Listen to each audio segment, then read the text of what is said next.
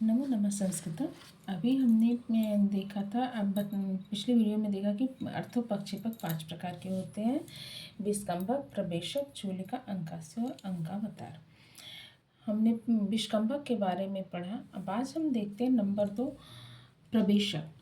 प्रवेशक का लक्षण है प्रवेशको अनुदात्तोक्त्या नीच पात्र प्रयोजिता अंक द्वयांतः विज्ञेय शेषम विस्कंभके यथा। अर्थात बता रहे यहाँ पे कि प्रवेशक भी जो होता है वो विस्कंभक के समान अतीत और भावी कथांशों का सूचक होता है, और इसमें जो प्रयुक्त उक्ति होती है वह उदात्त नहीं होती है। प्रवेशक में इस प्रवेशक का प्रयोग हमेशा नीच पात्र द्वारा कराया जाता है और इसकी भाषा प्राकृत होती है। प्रवेशक की योजना सदैव 2 अंकों के बीच की जाती है। से अभिज्ञान शाकुंतलम के 6ठ अंक के प्रारंभ में प्रवेशक का प्रयोग हुआ है और इसके पात्र सिपाही एवं कोतवाल होते हैं। इसमें दोनों में विस्कंभक और प्रवेशक में की समानता और भिन्नता में बताते हैं कि नंबर 1, विस्कंभक और प्रवेशक दोनों ही अतीत और भावी कथांशों के सूचक होते हैं। मतलब प्रवेशक भी अतीत और भावी कथांशों की सूचना था और विस्कंभक भी। नंबर 2 बताते हैं कि विस्कंभक पात्र हमेशा मध्यम कोटि के होते हैं और प्रवेशक के पात्र निम्न वर्गीय होते हैं।